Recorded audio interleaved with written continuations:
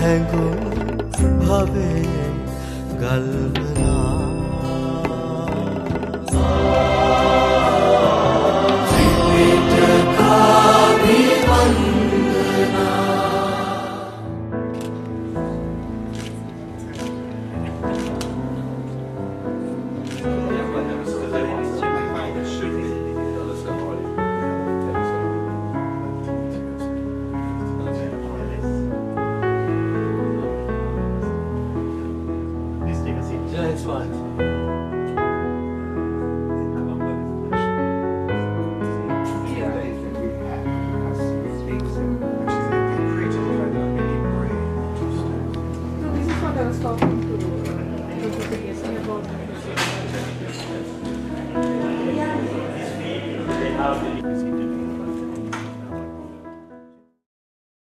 Next presentation is by Venerable Professor Digalle Mahinda Thero on Sri Lanka's preoccupations with the Tripitaka, ancient and modern contributions to the preservation and understanding of Buddha Vachana, the word of the Buddha. Professor Venerable Digalle Mahinda Thero teaches at the Bath Spa University.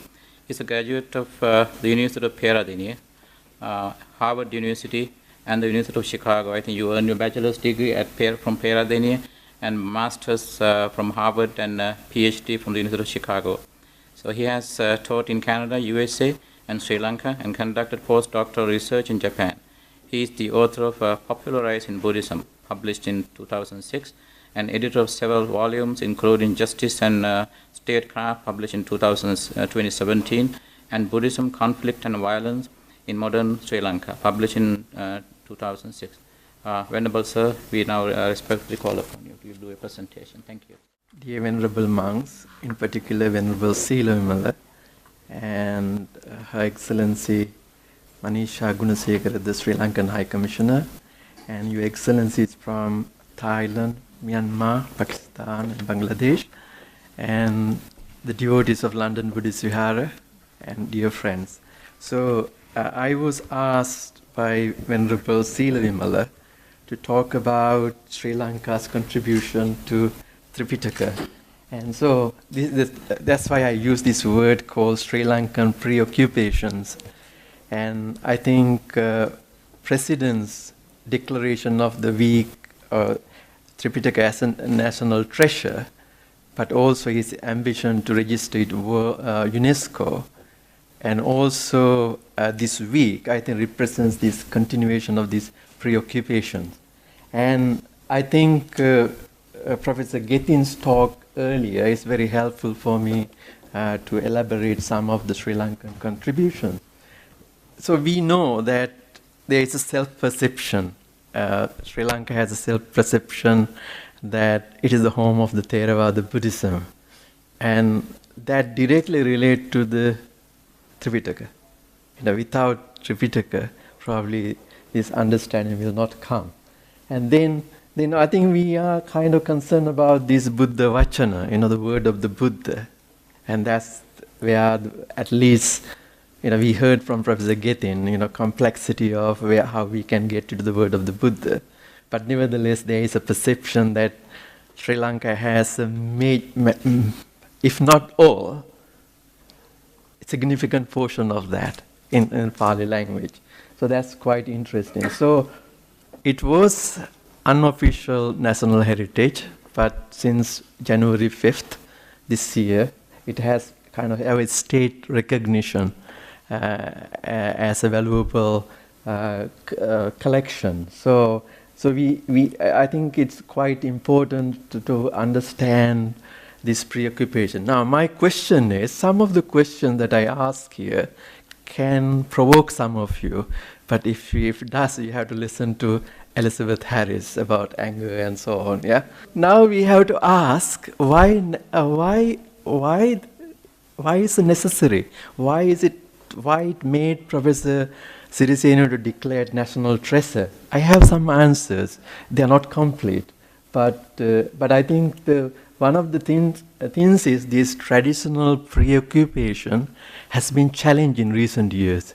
I mean, it has been challenged 20 centuries, but especially last 10 years, it has been, or 10, 15 years, it has been challenged. And it has to do with Sinhala people and who claim to be Buddhist and their misinterpretation of the Tripitaka. And also, individuals mentioned, these are only 3 examples, individuals like this, that's mentioned here, their idiosyncratic translation of the Buddha's word, saying that one individual can translate this canon completely. I think it goes to Professor Ketin's complex lecture about these various languages and so on. So these are 2 important occasions. And the third one, activist group, there are several, I'm not going to name them because this is a state-sponsored activity, High Commission, so I'm not mentioning them, but there is activist demand that there is a constitutional obligation of the state to protect Buddhism, so the Tripitaka should be protected. And I think these are the 3 reasons I see. You may find some more. So now, these are, I think, from Professor Ketin we got some. The most important our achievements are at least recording the Tripitaka in palm leaves.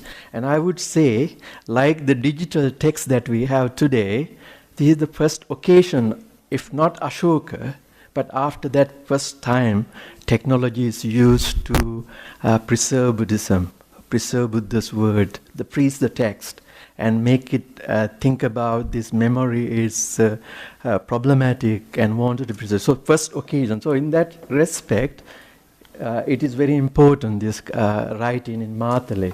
And then the commentaries, the monks who came from South India, like Buddha Gosa and so on, they wanted to produce an authentic interpretation. And that's very important, the Attakathas. And then many sub-commentaries, not still available even in Sinhala, let alone English, So these 3, I think we have to use all 3 in order to get to Buddha's words, because there is a traditional method of interpretation.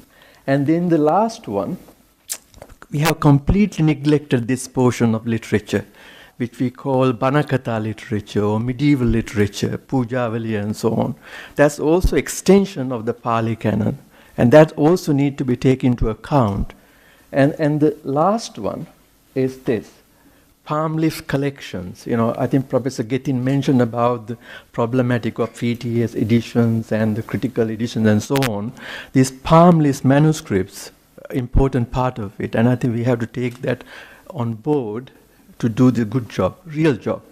So few things, Tripitaka recitation, these are some of the, the Sri Lankans, of course it's generalization, but in general, having interest in what the Buddha taught. Buddha's word was an important one. So they would go to any length to clarify the point of view. So now we know that it was clarified in the first council. We hear the 3 councils held in India, and then significant transition. The text which were Bhanakas and oral tradition suddenly put into written form. And this is applying technology. Why we have to think about only the computers and the digital media. But if you think about how the palm leaves are produced and how they can be kept for more than several hundred years, there is serious technology there. And we should exploit more, I think. So here what I mean is these, in Sri Lanka, this traditional Bhanaka system completely transformed. And I think we haven't explored it fully yet. I mean, we rely on Adhikaram, written in 1940s. We haven't gone beyond that. I think that should be studied more. Now, writing text in Aluvihara, and now here, it's a tradition that we got from India, the oral tradition, and it was transformed, and we know that it was in the second reign of King Vattagamini. And what is important to recognize is a politically unstable situation, and the monastic community itself faced problems, and the famine, migration, and challenges of memorization, ability to retain the text, and all of that went into this important achievement, but serious problem. Our chronicles, both Deepavansa and Mahavansa, have only 2 verses. Such a significant event is reduced into 2 verses, whereas Duttagamini is given more than 18 chapters, and Tripitaka canon has only 2 verses. And now these are the 2 verses, in Pali, in this section in Deepavansa. And I will use the English translation for people to understand. Now, here it says that in a former times it kept orally, but because people are falling away, and now the bhikkhus got together, and in order to preserve for longer period, it was put down to writing. That's all. So this important, even what we call a national treasure, is reduced into 4 lines. We have to think about why. What are the politics of that? What is that agenda? We have to raise those issues, I think.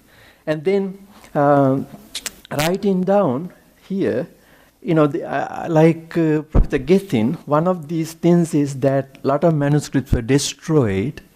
Now there is a serious question. Some people did not return to Sri Lanka, so some of the texts may have here missed. But also, is it identical? What we have, is it identical? What we have today, is it identical? Some people suggest it's unlikely. It's up to you to decide, but a lot of research has to be done. So now Pali commentary is another layer. It's a very important one. I think we have Pali Text Society done a lot of work, but Sri Lanka has also done a lot of, but this is a very important one. Now, this is important also, like the 2 verses in the Deepavansa and Mahavansa, recently, the location of the writing in Matali has been contested. This is a book just came out 2002. Matali Aluvihari, the Tripitaka Gantaruda Nokkalai Wagai.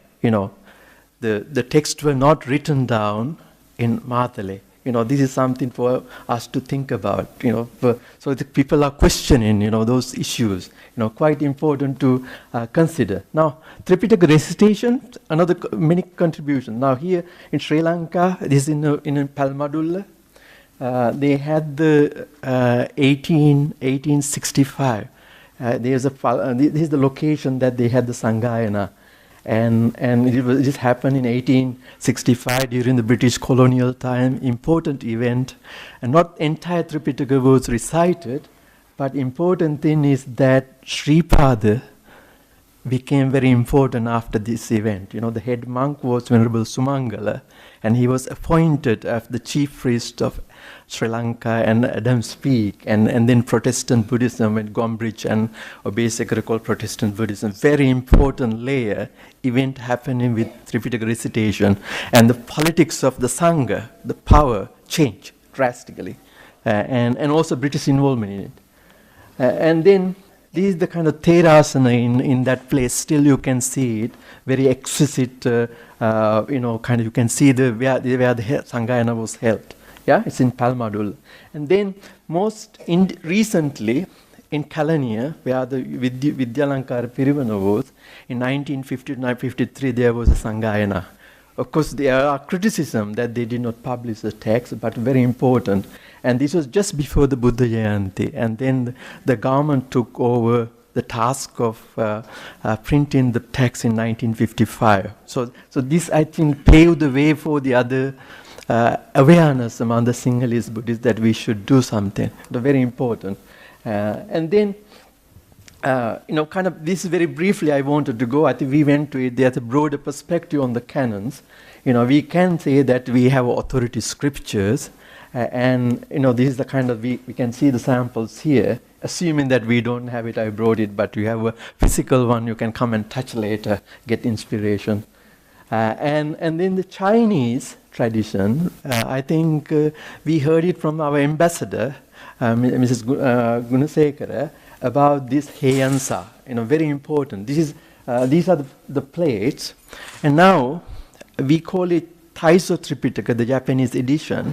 It was printed in Japan, but it's based on the Korean, these ones, kind of the first printing of the text in China was the Tripitaka. It's a very important one. So this is the kind of the Korean one, but Korea, Japanese, and Chinese.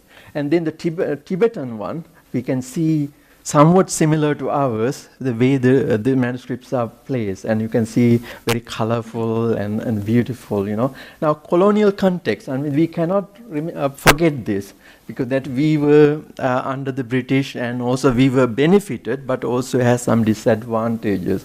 But one of the important things is that during this period, 1815 to 1948 and afterwards, there was a lot of people, like including Elizabeth, you know, a lot of scholars came and wrote. Like, these are few individuals who worked on.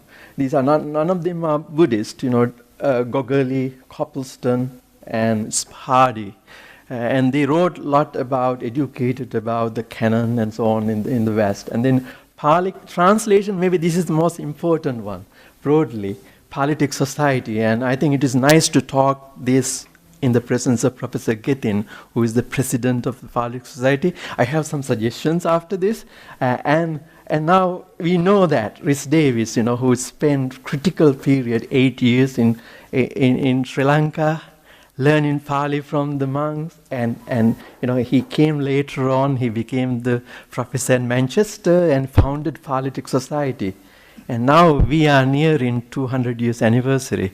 And I think the critical edition that Rupert mentioned, I think we can talk about in relation to that.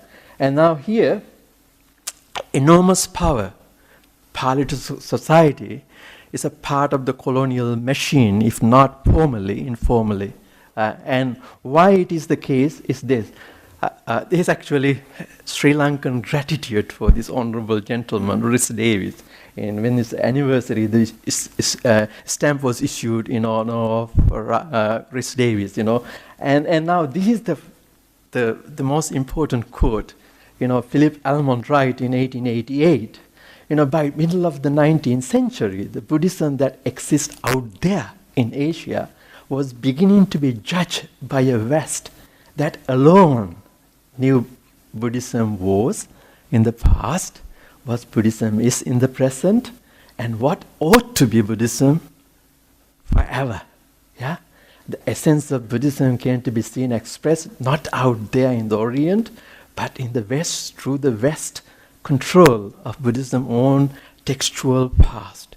So here it's very interesting, you know, the Politic Society and its role, both for the Western educators, but also the elite in Sri Lanka, you know. So this is quite interesting.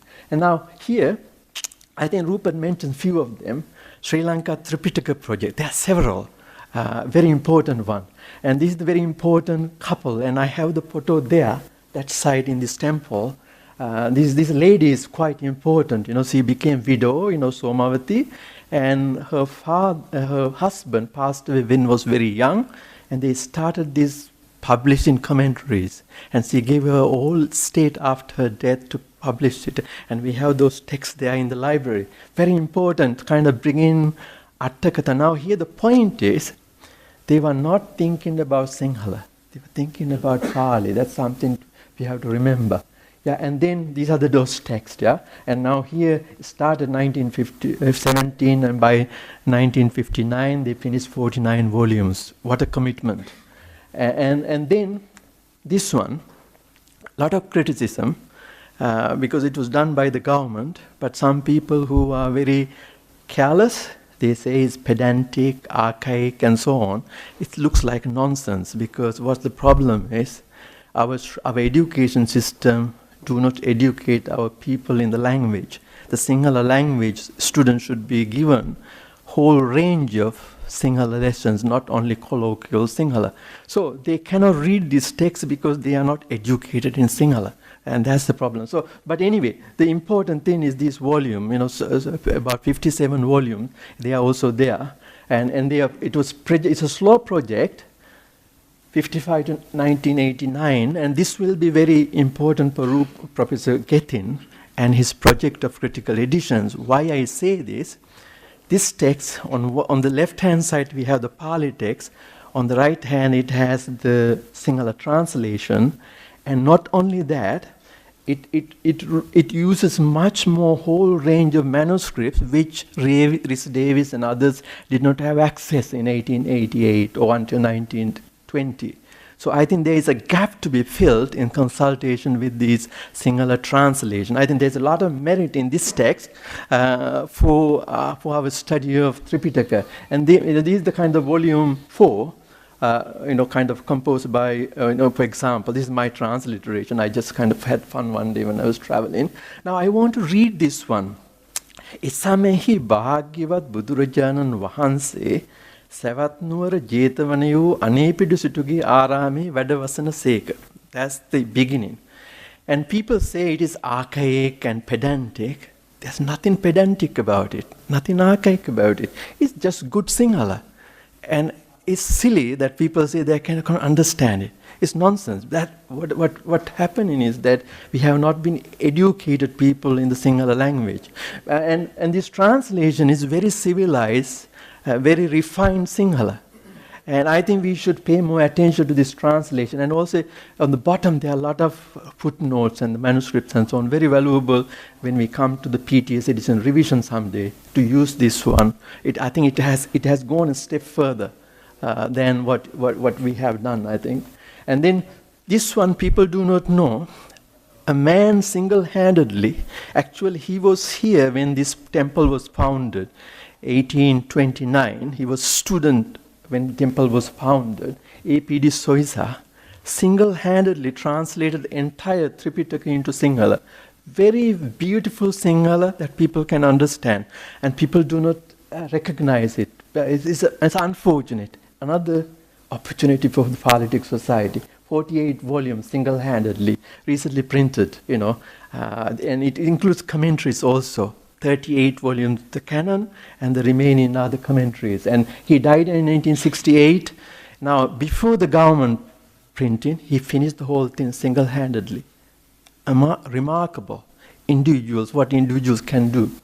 And then, this is kind of the Visuddhimagga, the beginning point.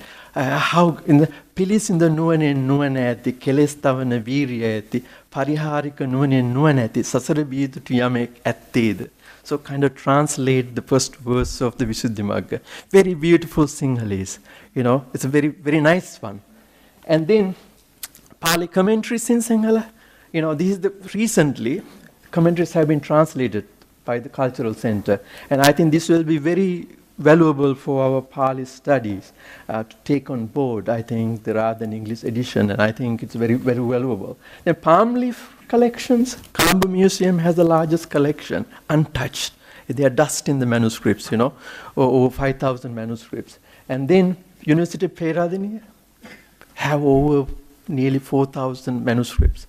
And then this is the University of Peradeniya. And then this temple, Hanguranketa, older temple, individual monk started, and it has the third largest one, and a lot of manuscripts, and it doesn't have even a catalog, let alone to read the manuscripts. These are only few, and I think we have a lot of work to do in terms of Tripitaka treasures, And in overseas collection, it has been overlooked. Hugh Neville, a British young man, 17 years old, goes to Sri Lanka and beaten up, come back and die in France.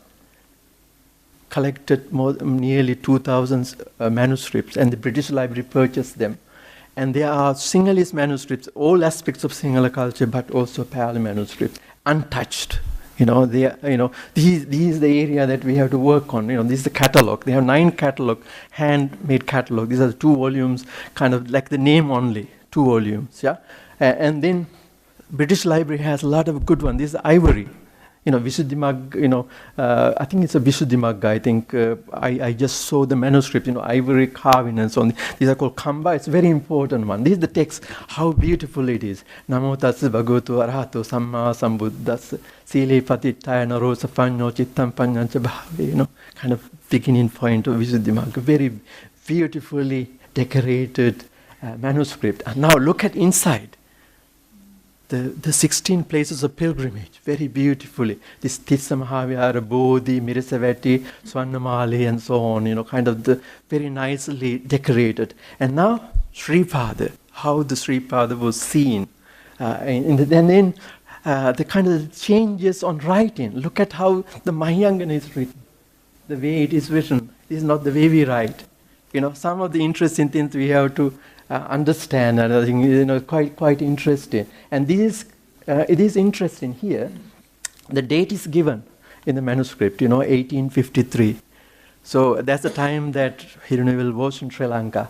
And so concluding thoughts, significant preoccupation is visible, is central to the imagination as well as the practice, both monks and the lay people. However, in the tradition, there is a reluctance to edit the text as well as in particular to translate. And I think the British scholars did it like Rhys Davies, because they were adamant about it, they published it, but I think some of probably hindsight, I think they did not want it to be edited. And the reluctance is very visible. Now, quite late in terms of us, printed edition, this is applied to Sri Lanka, but also Thailand and Burma. This reluctance is there, because none of those countries have a Thai or Burmese edition, translation of those texts. So project is not complete yet. And now palm leaves, we have substantial work in terms of translation. And we have to plan many unedited palm leaf manuscripts in temple libraries. We need systematic catalogs, on this one. Virtually no catalog at all about Buddhist temple life. Somadasa has brief one, but just the title only, but no detailed catalog. How we can study Buddhism when we don't have even a catalog of our resources? We are making joke of ourselves, We are not really doing our business. And now, challenges ahead.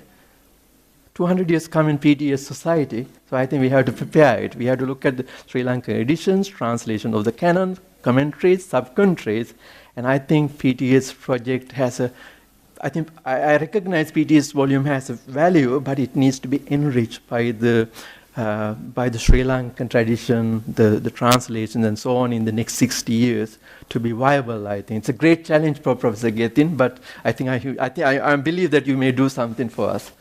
And Huneville collection, very important one. We have to do it. And this reluctance is gone in Siam also. Do not want to translate the text. It's a disaster. Now I have few questions here. Sri Lankan government should think about how we teach Sinhala in the schools. In particular, variety of reading that we give to students is very important.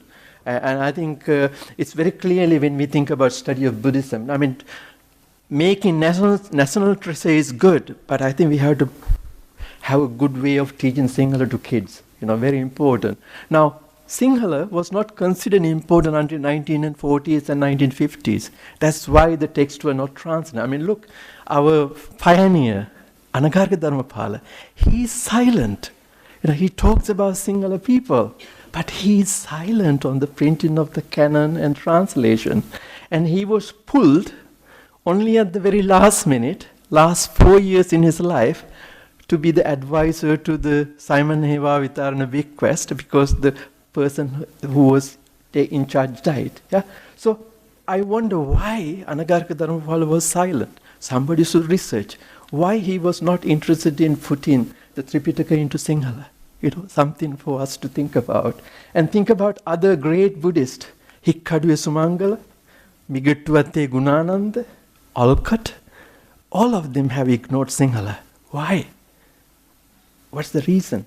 We have to ask all of this. Positive note, the first century before the Christ, we give a very interesting case that Sri Lanka has introduced technology to preserve Buddhism. Thank you very much.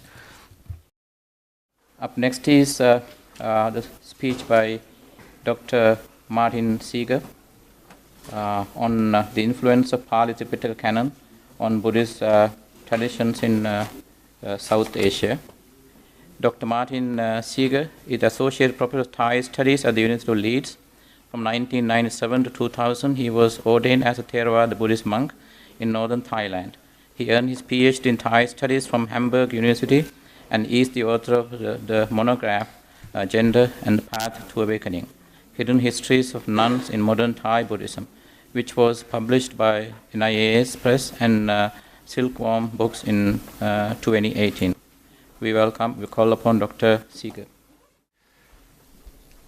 Venerable members of the Buddhist Sangha, Excellencies, ladies and gentlemen, first of all, I would like to thank the Venerable Bhogoda Sela Vimala Nayagatero and Her Excellency Manisha Gunasekara, High Commissioner of Sri Lanka to the UK, for inviting me to the forum today. I feel very honored indeed and am happy to be here today. Let me begin. In particular, in the West, when engaging with the Pali canonical texts, we may often forget that these texts are not just a matter for the eye and the mind, to be read and intellectually engaged with, often in an individual and silent way. We may often forget that throughout their long history, these texts have been engaged with and come to life in a variety of ways, both on an individual and communal level. Thus, the Pali canonical texts are much more than a physical object. For a better understanding of the role and significance of the Pali canon in the Buddhist world, the Pali canon needs to be understood not as a static, inert, written collection of texts, but rather, in the words of the Buddhist study scholars Peter Skilling and Adlan Prapot, as a living thing, a store of ideas that has marked many aspects of social life, from ritual to ethics to meditation practice, to literature, art, and education. The ideas and ideologies of the Pali canon pervaded society and the lives of the faithful. In my talk today, I would like to give and reflect on a number of examples from Southeast Asia that exemplify the importance and multiple functions of the Pali canonical texts. This will allow me to show the ways in which the Pali canon has become alive and has impacted and remained central to the life of faithful individuals and Buddhist communities.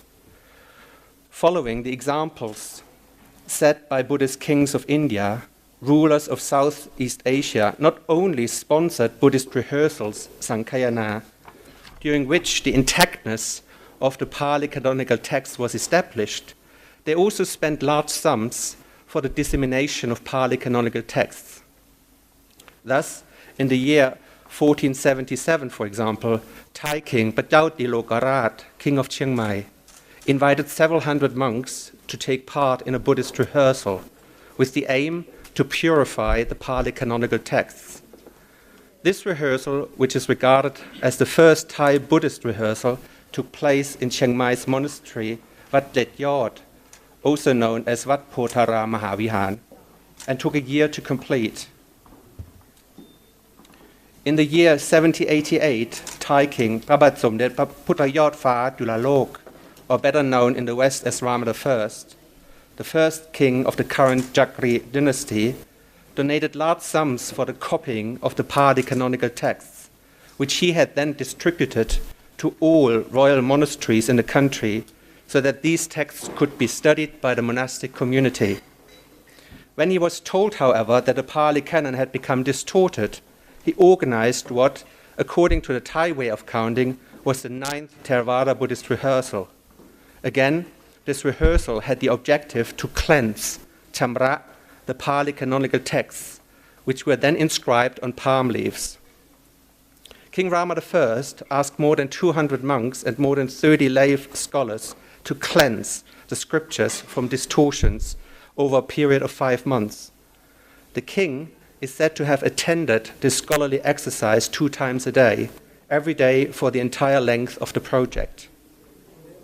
In the second half of the 19th century, King Mindon of Burma had a temple built in Mandalay that contains 729 marble stone tablets on which the Pali canonical texts were inscribed in gold. These tablets are considered to be the biggest book in the world. In 1871, King Mindon was also the patron of the first rehearsal in Burma, in which 2,400 scholar monks participated. Thai king Prabat Somdet Patjunatrom Klau Chau Yuhua, or in the West better known as King Chulalongkorn, or Rama V, sponsored the first ever printed version of the Pali canon.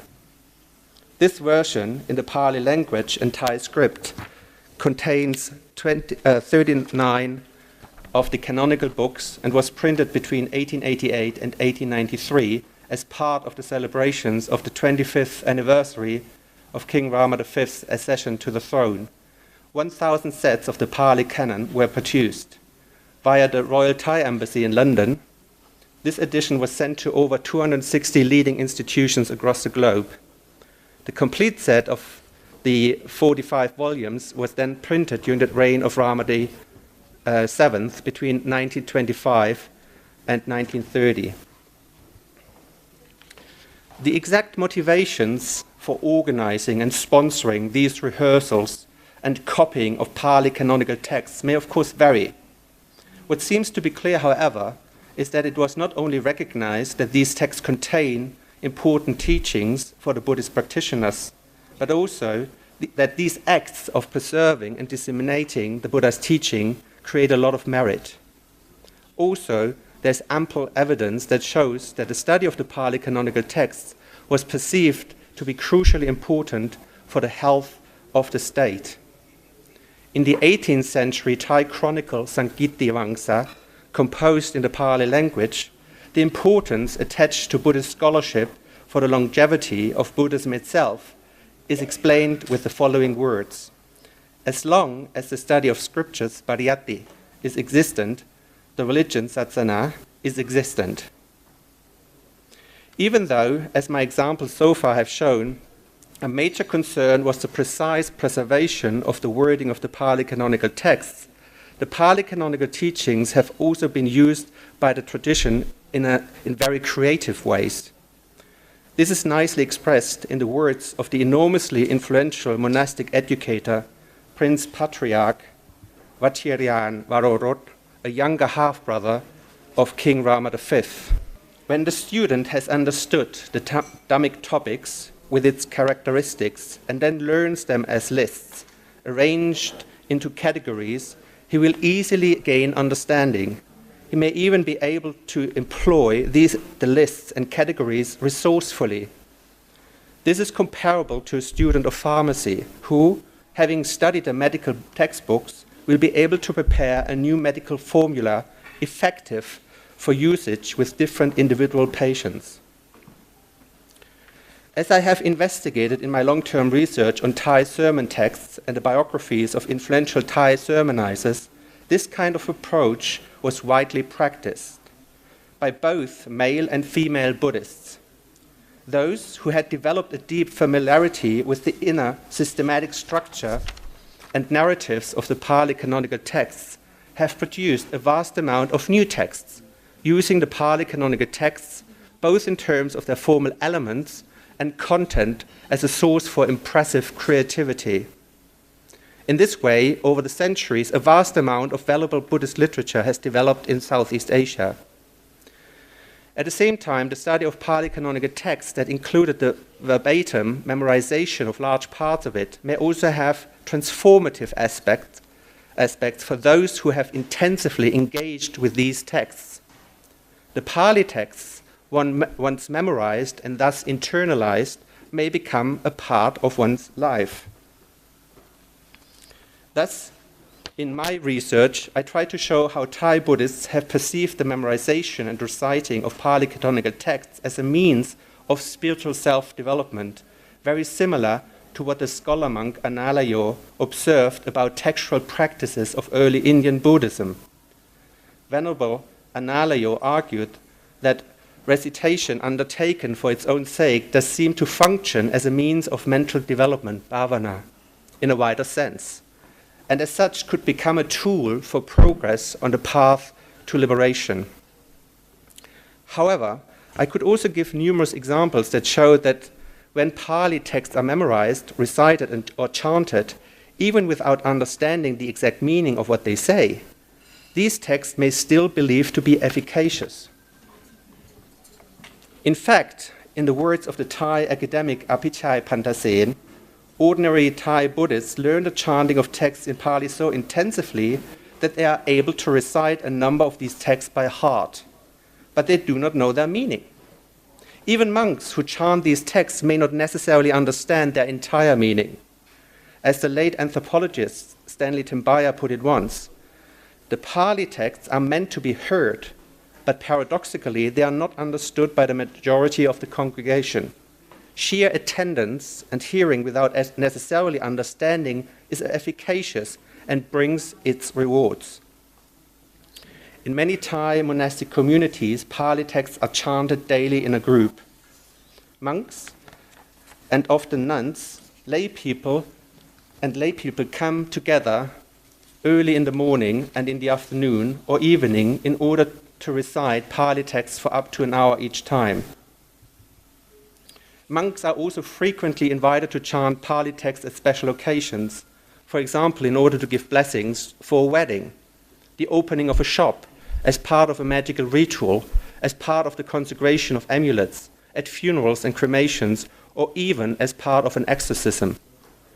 Newly ordained monks are normally encouraged to learn a number of Pali texts by heart as soon as possible. However, lay people may also chant Pali texts, many of them canonical, on a daily basis on their own at their home, in particular in the evening before they go to bed. Pali texts are seen here as a repository of benevolent, protective, and curative powers, rather than of meaning of Buddhist teachings. In recent years, the so-called Suatmon Kampi, which when translated literally is chanting sacred texts when crossing the years, has become very popular amongst Thai Buddhists. This practice, which began only some 10 years ago, can be seen as a revival of older practices which were abandoned in the 1930s.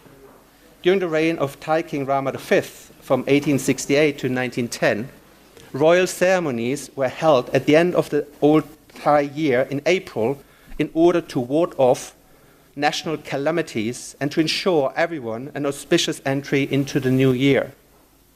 Whilst monks at different locations in Bangkok were chanting a canonical text during the night, 191 guns were fired to frighten away malign influences. In the Pali canonical texts, Attanatiya Sutta, we can read that the Buddha told his monks to learn protective verses that he himself received from the Deva king Vesavanna. He explains that these verses are for your benefit, and through them monks and nuns, male and female lay followers, may dwell guarded, protected, unharmed, and at ease. We can find further texts in the Pali canon that were used in a similar way, either for the protection of an individual or a group. Another aspect of the importance of Pali canonical texts is the experiencing of bodily effects Pali chanting may have on those who listen to it but may not necessarily understand it.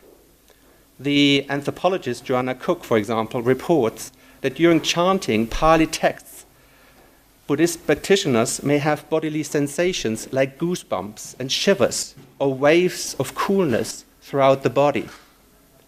The Pali scholar monk Prasatsana Sopon of the Bangkok monastery Wat Somanat describes his feelings when reciting the Buddha's first sermon during a pilgrimage in Benares in northern India as, quotation, "I felt immediately so excited that I was unable to continue with my chanting.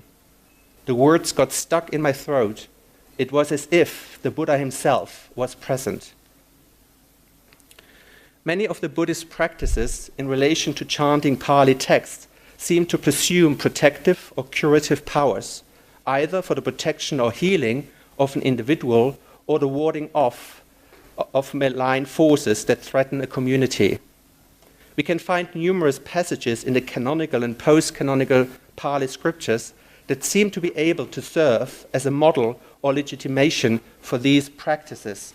The famous canonical text, the Mahaparinibbana Sutta, contains the events of the last days of the Buddha before his death in Kushinara. In the section, the Buddha's final words, the Buddha says that, "Ananda, it may be that you will think the teacher's word has ceased. Now we have no teacher. It should not be seen like that, Ananda. The Dhamma and the Vinaya that I have taught and established will be your teacher after I am gone." The Thai scholar monk พระสมเด็จพุทธโฆษาจารย์ปอ.ประยุตโต explains this passage to Buddhists nowadays with the following words. The teacher is still with us. He resides in the Pali canon. As described in the Pali texts, the Buddha responded with different means and approaches to his interlocutors depending on their level of spiritual development. Sometimes he gave long and complex instructions. Sometimes he remained silent, refusing to respond to specific questions. But sometimes he may have used his supernatural powers as a means of teaching. As the Thai scholar monk Somdet Paputtakosajan Pa'o Payutto puts it, the meaning of and benefits from the protective Pali texts differ in accordance with the level of spiritual development of the individual, beginning with the general layperson who may want to use them as a source of protective, curative power, up to the level of a fully awakened being, Arahant, who may use these texts as a means to develop joy in the Buddha's teaching. As I have tried to show in my talk, similarly to the Buddha's own wide spectrum of teaching approaches, in the Theravada tradition, the engagement with the Pali canonical texts has had multiple functions in addition to recollecting, preserving, and internalizing Buddhist doctrines. An important function has been to make the Buddha present. In addition, in Southeast Asian Buddhist countries, the Pali canonical texts have also been perceived as being crucially important, not only for the state, but also for the creation of a feeling of community, communal harmony, and unity. In particular, but not only, amongst the monastic community. For a long time in its history, the Pali canonical texts have been experienced as a living thing through hearing, listening to the rhythmic and sonorous Pali chanting of monks, or when the Pali canonical texts entered social and individual life through sermons. To a significant extent, they may have shaped material culture, being vital for a variety of individual and social activities, and enriching the religious lives of many. Whilst having been preserved with a strong and remarkable form of conservatism, the Pali canonical texts have also, and at the same time, been used in creative and flexible ways, many of which have models in the Pali canon itself. Thank you. He mentioned that the earliest text we have in Sri Lanka is the 13th century.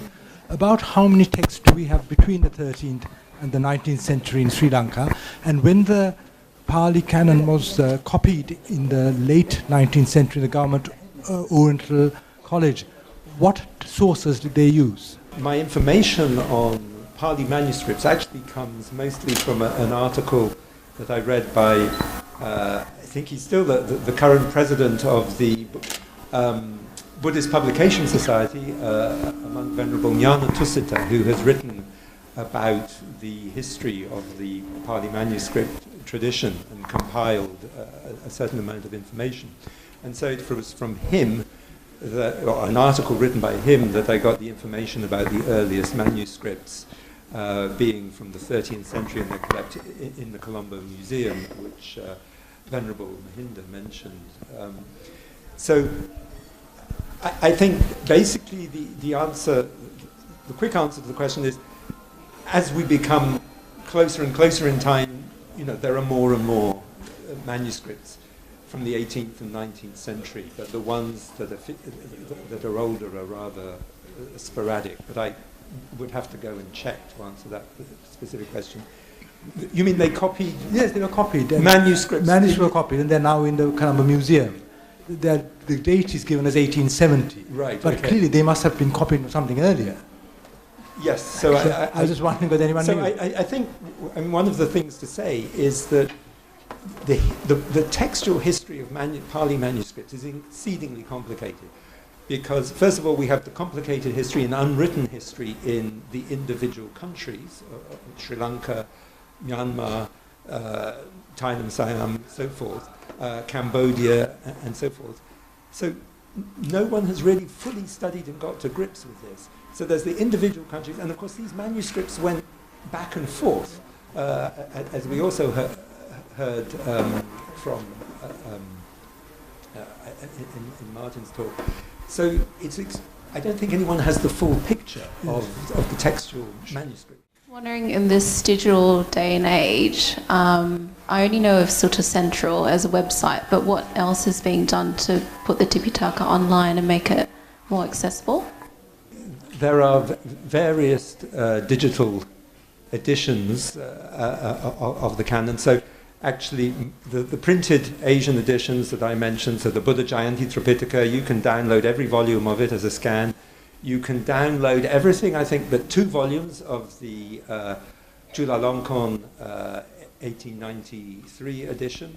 So a lot of these books have been scanned now that and are available for download, as well as there are various searchable digital editions. The PTS edition, you can download it to your computer and search it, and the scans are out of copyright. You can find most of those as well. So lots of things are available. The more perhaps significant project, which is important, is all these manuscripts. They are, and there are various projects, both that I'm aware of around in the Theravada Buddhist countries, to digitize manuscripts. I mean, people do need to go into the monasteries and catalogue, but also take scans of these manuscripts, because some of them may not last. Some of them are fragile. So that's also, and there are various projects, and that's also important, I think. Yeah, I may want to add some thoughts. I mean, one idea that is we have to abandon is that we can actually, at least when it comes to Southeast Asia, find in pre-modern times a full set of a canon. You know, these 45 volumes. I mean, these collections in monasteries is quite idiosyncratic. So some may have some texts, and some monasteries may then have vernacular texts, which sometimes are also understood actually to be Tripitaka, but actually are not, you know. So the idea of having a full set is a rather modern idea, and this makes it increasingly very difficult actually, in addition to the challenges of preservation, you know. So the idea of a complete canon is something that we, of course, as I mentioned in my talk, we find in elite circles, you know, in the rehearsals. But even the rehearsals that I mentioned in Chiang Mai in the 15th century, we don't really know, there's nothing left, you know. We don't really know what was going on there. So the only thing we can do, and we have to do, and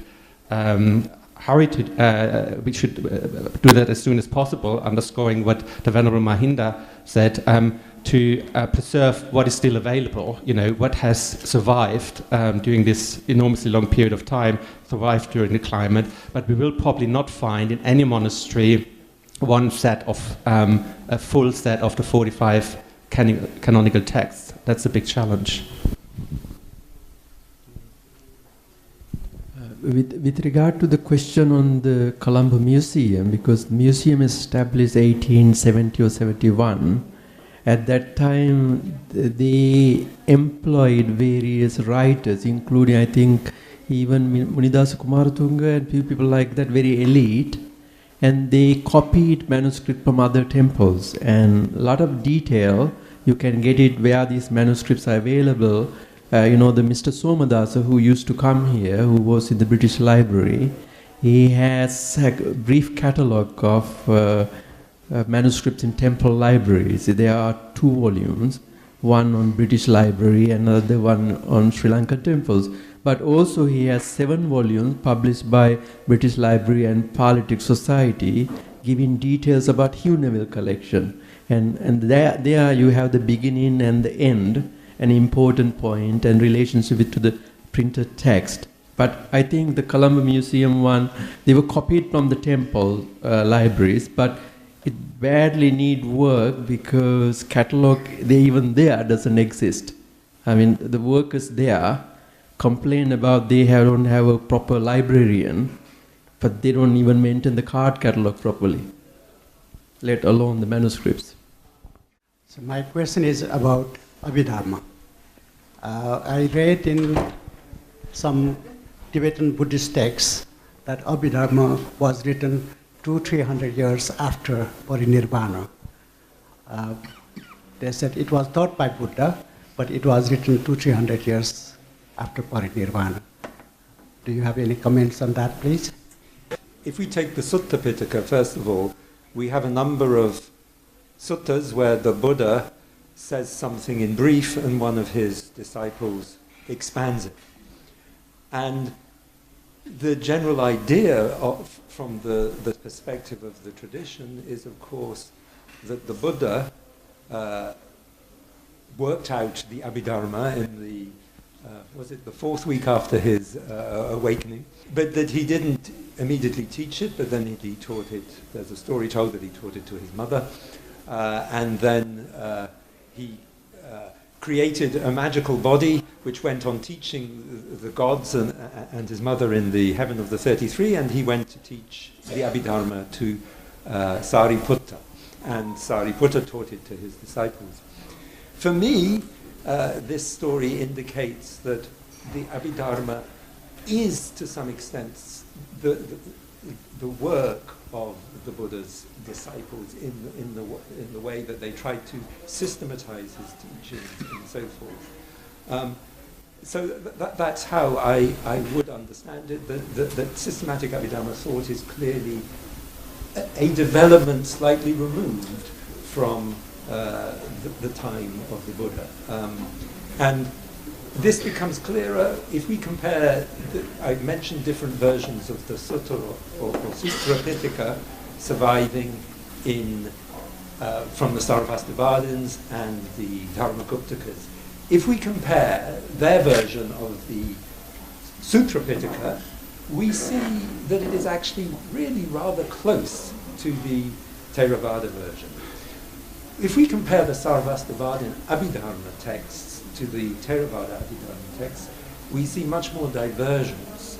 There's a lot held in common in terms of principles, but the wording and the way it's set out is very, very different, which suggests to me that the Abhidharma evolved in its final form somewhat later than the sutra texts, that it grew on. Okay. In that case, when the first council was held, 3 months after Buddha's parinirvana, was Abhidharma known then? Because it is called Tripitaka, that means there are 3 baskets.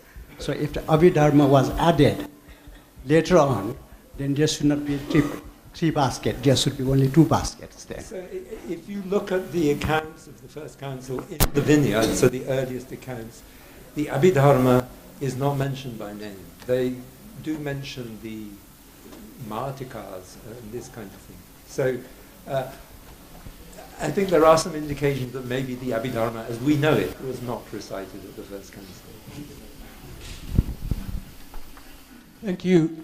This is a question for Dr. Harris. Would it be right in saying or assuming that Sanghamitra was the probably known first woman ambassador diplomat? And what we have so far heard about the role men have played in preserving the Tripitaka, are there any examples of women who have played a role in the history of Buddhism of preserving and promoting the Tripitaka?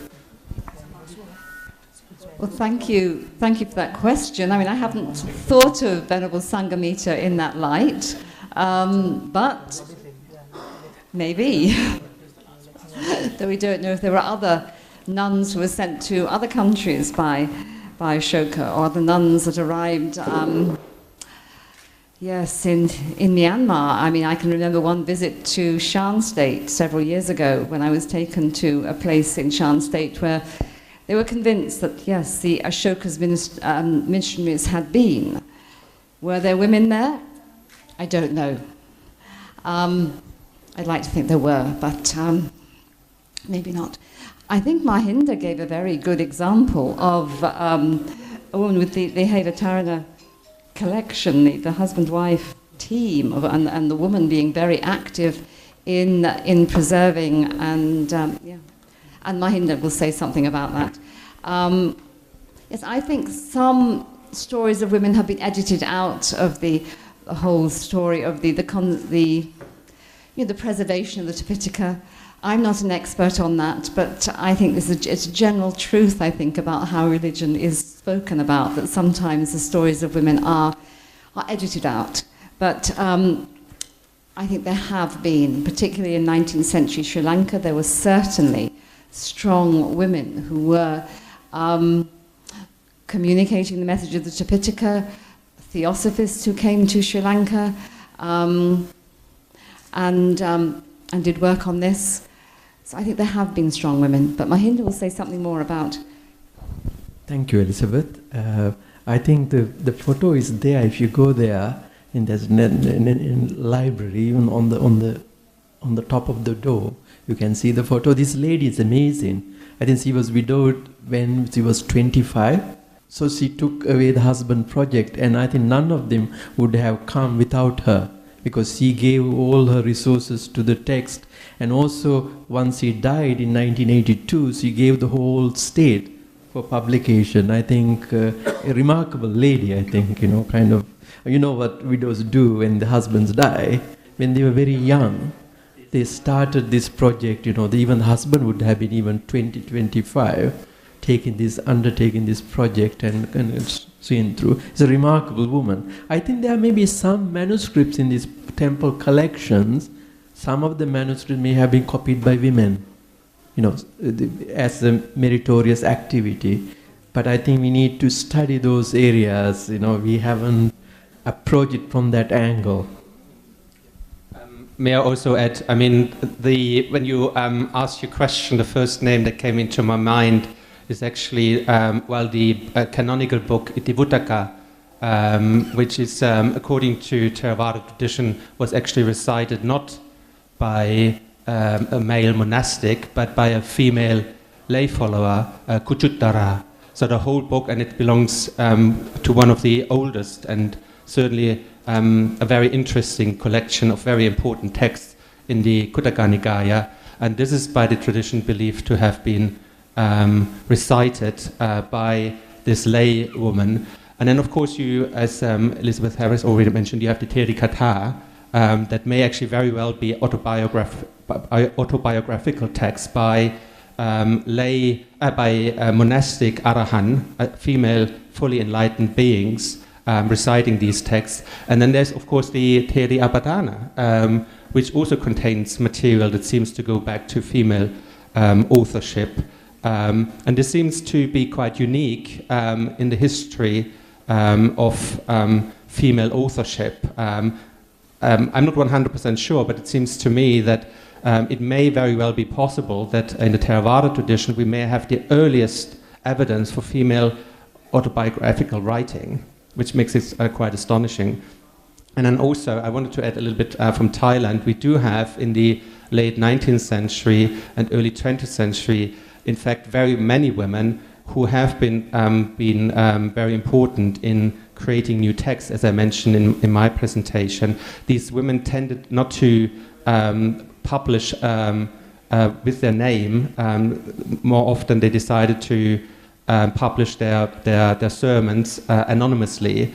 In one case, it was the reason why a very important text in Thailand, Thammanuttama Patipatti, was then actually put into the mouth of a monk later on, because the woman who published it decided to do so anonymously. So again, we need to do more research, but it seems to me that women have been playing significant roles in the transmission and interpretation and application of these texts.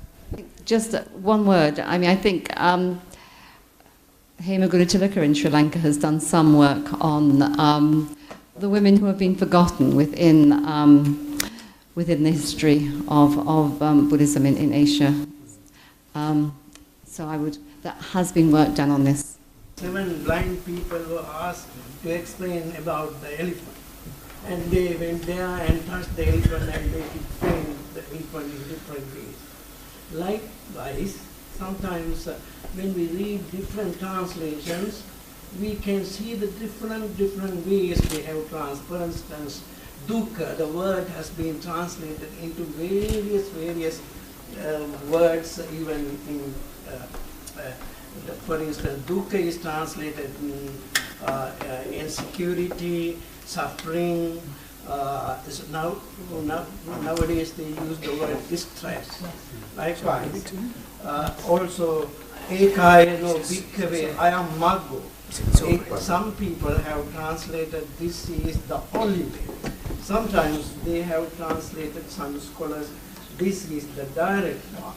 This way, we have been given different translations, like Karl Amos had doubts. Listening to different teachers, they were terribly doubtful about what was the truth. Likewise, I'm a little bit doubtful about reading so many translations. I think you raise a very interesting question. I mean, I think with a word like dukkha, there is clearly no right translation. It's a kind of concept that is powerful, has a great deal of depth, and resonance, and different kind of connotations, so that there is no one translation of the term when you're trying to translate into English or other European languages. Though, it's a familiar concept that goes beyond Buddhism in the Indian religious tradition. It's a word, the concept of dukkha is found in the Yoga Sutras and so forth in a very similar way to the Buddhist way. So there, in a way, you have to read and get a feel for what dukkha means and what it refers to. And the English translation, sometimes it can help, sometimes it can mislead. I think the ekayana of Maggo, is a slightly different case in my view. I think there, direct or only, there we actually have to investigate how the word ekayana is used in other Pali texts to try and come up with what is likely to be the most likely meaning. So in one sutta, I can't remember, the word ekayana maggo is used to refer to a path that leads to a pit of coals, in a simile, in an image. And so from that context, it seems to me that it's very clear in that context that the expression ekayana maggo does not mean the only path. It means that it's a path that goes only in one direction to one place. And so when we look at the usage in other passages, we can think, well, maybe actually the only path is actually an incorrect translation. And I would argue that translation is actually incorrect in the context of the Satipatthana Sutta, that it wasn't being used in that sense. But other scholars may disagree with me, I'm afraid. Thank you very much, audience, for asking those thought-provoking questions, and thank you very much, the panel, for answering their questions. The last item is the vote of thanks by Mr. Sugishwara Gunaratna, Deputy High Commissioner of Sri Lanka to the UK. He has been very busy traveling between the High Commission and the Vihara, arranging all that. I would like to say, I'm not praising you right to your face, you are like the string that runs through the flowers that makes the garland. We see the garland and then we don't see the string. Okay? Thank you. I call upon you to deliver the vote of thanks on behalf of the High Commissioner and the High Commission. Venerable Pogoda Silvamala Nayakathero, Venerable members of the Mahasangha, Your Excellency Manisha Gunasekara, distinguished guests, ladies and gentlemen, we have been taken on a fascinating journey today, a fascinating journey into the heart and some of the contents of one of the oldest texts available to mankind. In many ways, the history of countries such as Sri Lanka, also Thailand, Myanmar and others have been based on the protection, the propagation and the preservation of this ancient text, which is also the primary source material for the teaching of perhaps the greatest human being to traverse this planet. So we have a number of people we would like to thank today, starting with the Venerable Bogoda Silvamala Nayakathero, whose ready acceptance of our proposal to host this forum, and without whose guidance this would not have been a reality. The Anagarika Dharmapala Trust, who have very committedly and unwaveringly helped us in organizing this forum. Our speakers, Professor Rupert Gethin, Dr. Elizabeth Harris, Professor Venerable Digalle Mahindathero, and Dr. Martin Seeger, for their ready acceptance to speak today and for the fascinating insight they have provided us into why the Tripitaka should be a heritage of all of mankind. We also like to thank His Excellency Pisanu Suwanajata, Ambassador of Thailand, and Madam Suwanajata, Kiau Swa Min, His Excellency the Ambassador of the Republic of the Union of Myanmar, and also the Pakistan High Commissioner, His Excellency Mohammad Nafis Zakaria, for gracing the occasion here today, and also the High Commissioner of Bangladesh, Her Excellency Saida Muna Tasnim, for sending a representative, as she had accepted very readily to be here today with us, but yesterday she informed us that her child was sick, and of course, as a mother, that should gain prerogative. Well, we also would like to thank our MC and moderator today, Venerable Dedunupiti Upananda Thero, for guiding us in a very wise, erudite, and also a timely manner through the discussion. And finally, ladies and gentlemen, all of you, for being here today and asking some very poignant questions that provided a deeper insight to all of us. Thank you for being here, and may the Triple Gem bless you. Thank you.